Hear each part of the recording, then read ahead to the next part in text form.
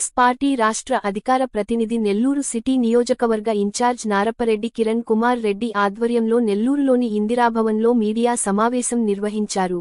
నెల్లూరు జిల్లా పెరమన వద్ద జరిగిన రోడ్డు ప్రమాదంలో మృతి చెందిన కుటుంబాలని పరామర్శించడం జరిగింది. ఈ రోడ్డు ప్రమాదంలో చావులను ప్రభుత్వ హత్యలుగానే చూస్తాం. ప్రభుత్వం మృతుల కుటుంబాలకు 5 లక్షల రూపాయలు చెల్లించి చేతులు దులుపుకుంది. మృతుల కుటుంబాలకు కనీసం 30 లక్షల రూపాయలు చెల్లించాలి. ఇసుక టిప్పర్ యజమాని బాధిత కుటుంబాలకు డబ్బులు చెల్లించాలి. ఓట్లు చోరీ చేస్తున్నారు. కర్ణాటకలో ఒక సాఫ్ట్వేర్ ఉపయోగించడం ద్వారా ఓట్లు డిలీట్ చేశారు. దీనికి సంబంధించి 18 సార్లు ఎలక్షన్ కమిషన్కు తెలియచేసినా, సిఐడికి చెప్పినా ఎటువంటి చలనం లేదు. కాంగ్రెస్ మెజార్టీ ఉన్న బూతులలో సాఫ్ట్వేర్ ద్వారా ఓట్లు డిలీట్ చేస్తున్నారు. స్పష్టమైన ఆధారాలతో ఓట్లు డిలీట్ చేయడానికి సంబంధించి వివరాలు అందించినా పట్టించుకోవడం లేదు. ఎలక్షన్ కమిషన్ను ఎన్నుకునేందుకు అన్ని పార్టీలతో కలిసి కమిటీ ఉండాలి అనే సుప్రీంకోర్టు తీర్పును కూడా ఈ బీజేపీ తుంగలో తొక్కింది. దేశవ్యాప్తంగా తొందరలో ఓట్లు చోరీ గురించి ఓ కార్యక్రమం జరుగుతుంది. ఈ కార్యక్రమం ద్వారా సంతకాల సేకరణ చేస్తామన్నారు. ఈ కార్యక్రమంలో అధిక సంఖ్యలో కాంగ్రెస్ పార్టీ నాయకులు, కార్యకర్తలు తదితరులు పాల్గొన్నారు.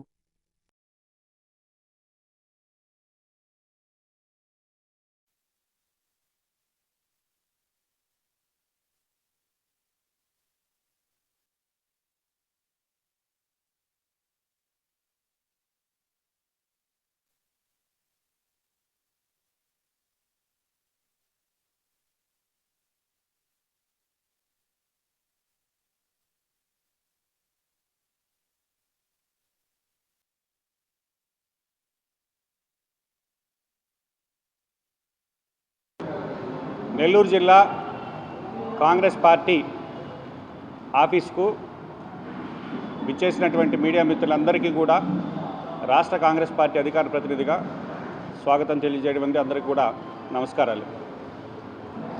నెల్లూరు జిల్లాలో 2 రోజుల క్రితం జరిగినటువంటి ఒక దుర్ఘటనలో 7 మంది మృత్యువాత చెందడం జరిగింది.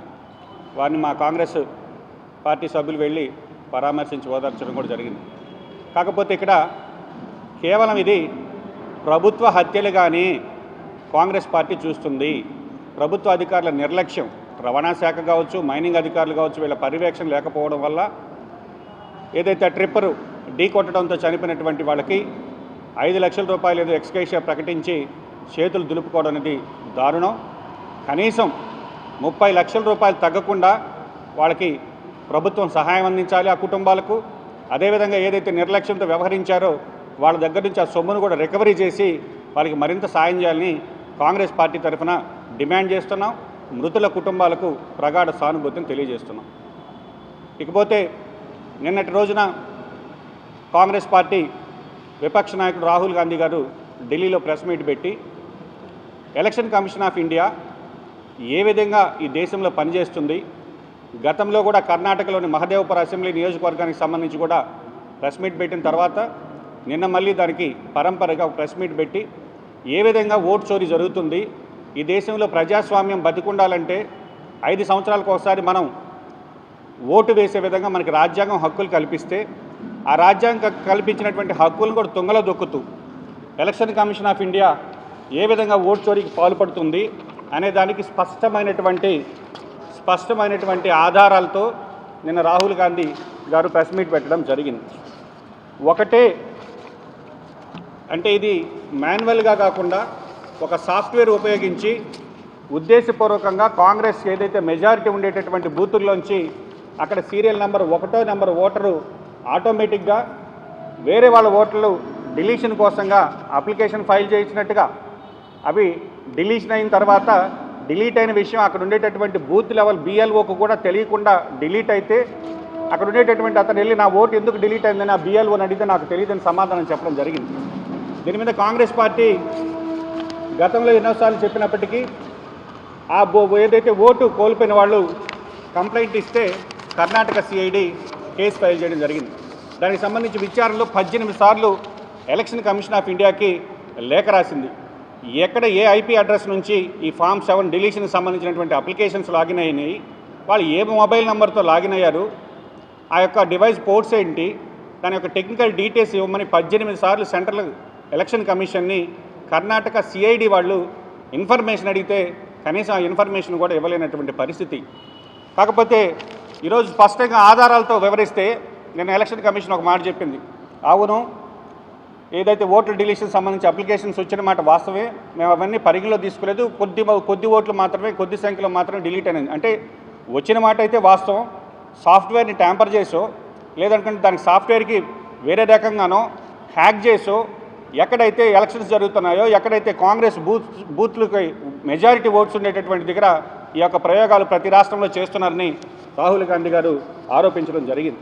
కాబట్టి ఈ విధంగా స్పష్టమైన ఆధారాలతో వాళ్ళు తీసుకొచ్చి మీడియా ముందు ప్రవేశపెట్టి మాకు తెలియకుండానే మా ఓటర్ ఐడి ఎపిక్ నెంబర్ నుంచి ఓటు డిలీషన్ అప్లికేషన్స్ వెళ్ళని నిరూపిస్తే దాని మీద ఈరోజు బీజేపీ ప్రభుత్వం స్పందించేటటువంటి పరిస్థితి లేదు. ఎందుకంటే election commission of India chief election కమిషన్ని నియమించేటటువంటి విధానాన్ని బీజేపీ పార్టీ నాశనం చేసింది. సుప్రీంకోర్టు స్పష్టంగా ఒక తీర్పునిచ్చింది. చీఫ్ ఎలక్షన్ కమిషన్ నియమించేటప్పుడు సుప్రీంకోర్టు చీఫ్ జస్టిసు, అదేవిధంగా ప్రధానమంత్రి, విపక్ష నాయకుడు ముగ్గురు కమిటీగా ఉండి ఎన్నుకోవాలి. సుప్రీంకోర్టు జడ్జిమెంట్ ఇస్తే ఆ జడ్జిమెంట్ని కాస్త తుంగలో దొక్కి దానికి మళ్ళీ ఒక చట్టం తీసుకొచ్చి ప్రధానమంత్రి తన సహచర మంత్రులు ఇద్దరుంటే చాలు ఎన్నుకునే దానికని చట్టం తీసుకొచ్చినప్పుడే ఏ విధంగా ఈ రాజ్యాంగాన్ని బీజేపీ ప్రభుత్వం కోని చేస్తుందో దేశ ప్రజలందరూ కూడా ఆలోచించాలని కాంగ్రెస్ పార్టీ వేడుకుంటుంది. దానికి సంబంధించి కాంగ్రెస్ పార్టీ సెప్టెంబర్ 15 నుంచి అక్టోబర్ 15 వరకు ఒక ఓటర్ అధికార యాత్ర అని ప్రతి ఒక్క నియోజకవర్గాల్లో యొక్క కార్యక్రమం చేపడుతుంది. అందులో ప్రతి ఒక్క పౌరులు కూడా పాల్గొని వాళ్ళ యొక్క ఓటుకి సంబంధించి ఏ విధంగా మనం ఓటు వేస్తే దాని యొక్క ఎపిక్ నెంబర్ అన్నీ కూడా మేము డీటెయిల్స్ సేకరించి అందరి దగ్గర కూడా రాహుల్ గాంధీ గారికి మద్దతుగా సంతకాల సేకరణ జరిపి ఈ యొక్క నెల్లూరు జిల్లా నుంచి ఈ యొక్క కార్యక్రమాన్ని కూడా జయప్రదం చేసేదానికి కాంగ్రెస్ పార్టీ శ్రేణులన్నీ కూడా సిద్ధమవుతున్నాయని తెలియజేస్తున్నాం. ఇకపోతే రాష్ట్రానికి సంబంధించి మెడికల్ కాలేజీల విషయం, ఈరోజు వైఎస్ఆర్ కాంగ్రెస్ పార్టీ మెడికల్ కాలేజీల గురించి ఉద్యమాలు చేస్తున్నారు. ప్రైవేటైజేషన్ అనేది చంద్రబాబు గారికి కొత్త కాదు. ఎందుకంటే 2014లోనే చంద్రబాబు గారి ప్రభుత్వం వచ్చినప్పుడు చిత్తూరులో అపోలో వాళ్ళు ఒక మెడికల్ కాలేజ్ స్టార్ట్ చేస్తే, అపోలో సంస్థ అంటే దేశంలో ఎన్ని కార్పొరేట్ హాస్పిటల్స్ నడుస్తుందో అందరికీ తెలుసు. వారికి ఏకంగా జిల్లా ప్రభుత్వ ఆసుపత్రిని తాకట్టు పెట్టినటువంటి వ్యక్తి ముఖ్యమంత్రి నారా చంద్రబాబు నాయుడు గారు. కాబట్టి ఆయనకు అది అలవాటే. కానీ జగన్మోహన్ రెడ్డి గారు ప్రభుత్వం వచ్చిన తర్వాతైనా మీరు ఎందుకు ఏ విధంగా చేశారని ప్రశ్నించినటువంటి వ్యక్తి జగన్మోహన్ రెడ్డి గారు కాదు. కాకపోతే ప్రైవేట్ మెడికల్ కాలేజీకి సంబంధించి మామూలుగా ఒక 100 సీట్లు ఉంటే 50% సీట్లు పేదవాళ్ళకి ఇస్తారు, వాటిని కన్వీనర్ కోట అంటాం. రిమైనింగ్ 35% సీట్లు మేనేజ్మెంట్ కోట, 15% సీట్లు ఎన్ఆర్ఐ కోట అంటాం. ఈరోజు government medical college central sponsored schemes కింద ఆంధ్రప్రదేశ్కి 3 కాలేజీలు వచ్చాయి. మిగతా కాలేజీలన్నీ కూడా స్టేట్ ఫండ్తో స్టార్ట్ చేశారు. మొత్తం బడ్జెట్ 8,000 కోట్లతో స్టార్ట్ చేస్తే, ఈరోజు ఈ మాట ఎందుకు చెప్తున్నామంటే, ఈరోజు మీరు ప్రశ్నిస్తున్నారు ఏమని, ప్రైవేటు పరం ఎందుకు చేస్తున్నారు, ప్రైవేటు పరం చేయడం వల్ల పేద విద్యార్థులకు వైద్య విద్య దూరం అవుతుంది. ఖచ్చితంగా కాంగ్రెస్ పార్టీ మెడికల్ కాలేజీని ప్రైవేటు వ్యక్తులకు దారాదత్తం చేసేదాన్ని ఖండిస్తుంది. కాకపోతే జగన్మోహన్ రెడ్డి గారు ఒకదానికి సూటిగా సమాధానం చెప్పాలి. ఈ జియోఎంఎస్ నెంబర్ 108 19/7/2023 19/7/2023 అంటే అప్పట్లో జగన్మోహన్ రెడ్డి గారు అధికారంలో ఉన్నారు.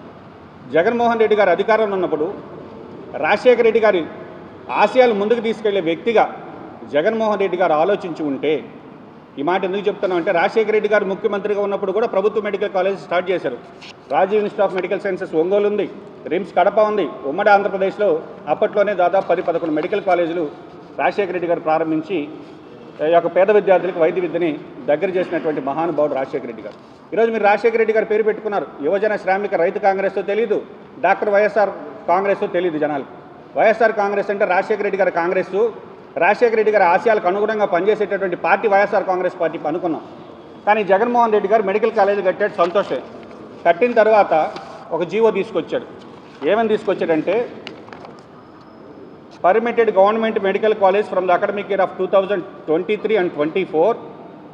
ఈ యొక్క మెడికల్ కాలేజ్ ఏదైతే 23-24 అకాడమిక్ ఇయర్ నుంచి ప్రారంభించేటటువంటి ప్రభుత్వ మెడికల్ కాలేజీలలో ఎంబీబీఎస్ సీట్లకి ఫీజు నిర్ధారించాడు. దీని ఒకసారి చూడండి, నేను చెప్తాను.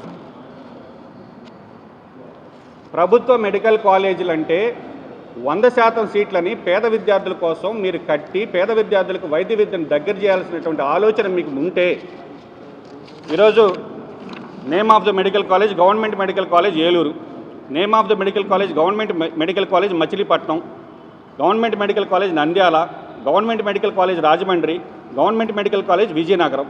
వీటిల్లో 50% సీట్లని ఏదైతే ప్రైవేట్ మెడికల్ కాలేజీకి లాగానే ఏ కేటగిరీకి 15,000 రూపాయలు ఫీజు నిర్ణయించారు, మేనేజ్మెంట్ కోటా బి కేటగిరీకి 12 లక్షల రూపాయలు ఫీజు నిర్ణయించారు, ఎన్ఆర్ఐ కోటాకి 20 లక్షల రూపాయలు ఫీజు నిర్ణయించారు. అంటే ఒక ప్రభుత్వ మెడికల్ కాలేజీల్లో మీరు ప్రభుత్వ సొమ్ముతో కాలేజీలు కట్టి నడపాల్సింది పోయి ఆ ప్రభుత్వ మెడికల్ కాలేజీలో సీట్లు అమ్ముకోవాలనేటటువంటి దారుణమైనటువంటి ఆలోచన, పేద విద్యార్థులకు సంబంధించి ఉచితంగా వైద్య విద్యను అందించాలనేటటువంటి ఆలోచన పక్కన పెట్టి ఆ ఆలోచన తొంగలో దొక్కి గవర్నమెంట్ మెడికల్ కాలేజీల్లో మేనేజ్మెంట్ కోటా ఎన్ఆర్ఐ కోటా సీట్లను ప్రవేశపెట్టింది ఎవరు? దీనికి స్పష్టంగా వైఎస్ఆర్ కాంగ్రెస్ పార్టీ సమాధానం చెప్పాలి.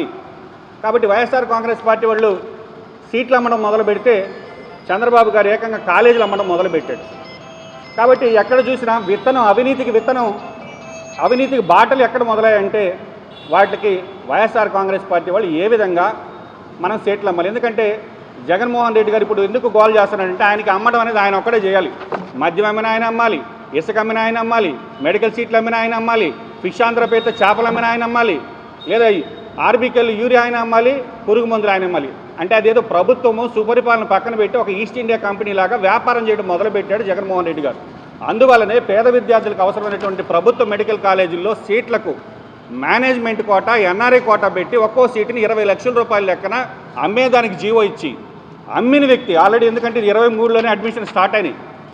కాబట్టి ఈరోజు వైఎస్ఆర్ కాంగ్రెస్ పార్టీ ఏదో పేద విద్యార్థుల కోసం పోరాటాలు చేస్తున్నట్టు చంద్రబాబు మీద ముసలి కన్నీరు గారుస్తుంది. కాబట్టి వైఎస్ఆర్ కాంగ్రెస్ పార్టీని సూటిగా ఒకటే ప్రశ్న అడుగుతున్నాం, జగన్మోహన్ రెడ్డి గారు ఈ జీవోని మీరు రద్దు చేసేదానికోసం ఇప్పుడు పోరాడండి.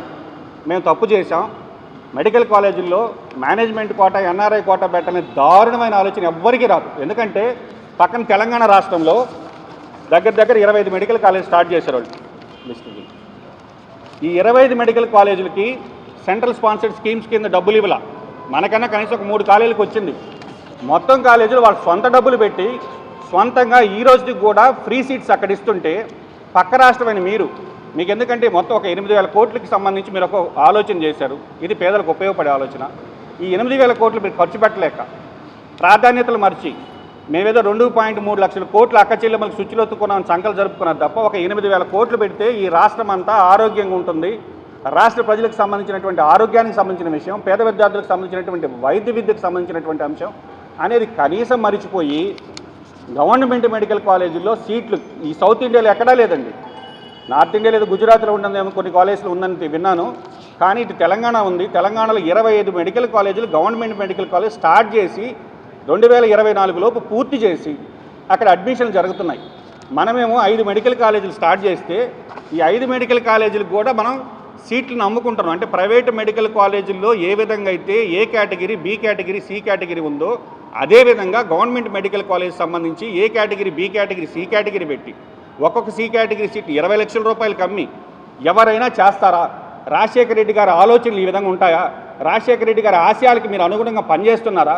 కాబట్టి మీరు చేసింది మర్చిపోయి ఈరోజు వైఎస్ఆర్ కాంగ్రెస్ పార్టీ వాళ్ళు వీధుల్లోకి వచ్చి ధర్నాలు చేసే ముందు మా ప్రభుత్వంలో మేము ఒక తప్పు చేశాం, మమ్మల్ని క్షమించారు, ప్రజల్ని మేము చేసినటువంటి పాపాలకు ప్రాయశ్చిత్తం చేసుకోవాలనుకుంటున్నాం, క్షమించమని క్షమాపణలు అడిగి మీరు పోరాటాలు చేయాలి తప్ప ఈ విధంగా ప్రభుత్వ మెడికల్ కాలేజీల్లో సీట్లు అమ్మి పేద విద్యార్థులకు వైద్య విద్యను దూరం చేసినటువంటి ఘనుడు ఎవరంటే మొట్టమొదటిగా జగన్మోహన్ రెడ్డి గారికి ఆ కీర్తి దక్కుతుంది.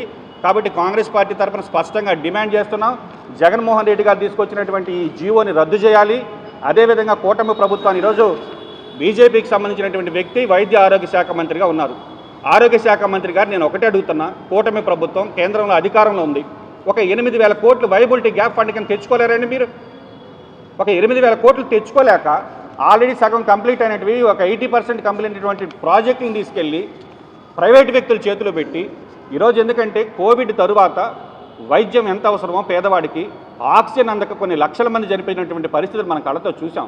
కాబట్టి ప్రతి జిల్లాలోనూ కానీ జిల్లా హెడ్ క్వార్టర్స్లో ఒక సూపర్ స్పెషాలిటీ హాస్పిటల్ ఉండాలి, అధునాతనం కానీ ఆలోచన చేయాల్సి దాన్ని పూర్తి చేయాల్సినటువంటి మీరు ఒక 8,000 కోట్లు ఖర్చు చేయాల్సి ఉంటే ఈ 2.3 లక్షల కోట్లు మీరు సంక్షేమ పథకాలకు శుచిలొత్తుకుంటూ గడుపుకున్నారు తప్ప దేని ప్రాధాన్యత ఈ ప్రాధాన్యత మరిచి లేదా స్టార్ట్ అయినటువంటి 5 మెడికల్ కాలేజీలో మళ్ళీ సీట్లు అమ్ముకొని ఇట్లాంటి దారుణాలని మీరు చేసి ఈరోజు తెలుగుదేశం ప్రభుత్వం ఏం మాట్లాడినా మీరు చేయలేదని అడుగుతున్నారు. మైనింగ్కి సంబంధిస్తే మీరు చేస్తారు, ఇసుకకి సంబంధిస్తే మీరు చేస్తారు, లిక్కర్కి సంబంధిస్తే మీరు చేస్తారు. ప్రజలు ఇంత దారుణంగా మిమ్మల్ని ఓడించినప్పుడు ఈరోజు నిజంగా వైఎస్ఆర్ కాంగ్రెస్ పార్టీ మేము చేసింది తప్పు, వైద్య కళాశాలల్లో పేదల కోసం ఎస్సీ ఎస్టీ బీసీ మైనార్టీల కోసం ఉండాల్సినటువంటి సీట్లలో సగం సీట్లను కోతబెట్టి ఈ విధంగా అమ్ముకోవడానికి జీవో తెచ్చామని చెప్పి ఒప్పుకొని చంపలు వేసుకొని ప్రజల దగ్గర క్షమాపణలు కోరుకొని తిరిగి మళ్ళీ మీరు పోరాటాలు చేస్తే నమ్ముతారేమో తప్ప. కాబట్టి కాంగ్రెస్ పార్టీ ఈరోజు కూటమి ప్రభుత్వాన్ని వైద్య విద్యాశాఖ మంత్రిని స్పష్టంగా డిమాండ్ చేస్తున్నాం. ఈ సీట్లు కూడా పేదవాళ్ళ కోసం కట్టినటువంటి ప్రభుత్వ కాలేజీల సీట్లు కూడా పేదవాళ్ళకే కేటాయించాలి. దీనిలో మేనేజ్మెంట్ కోట ఎన్ఆర్ఐ కోటాని తీసివేయాలి.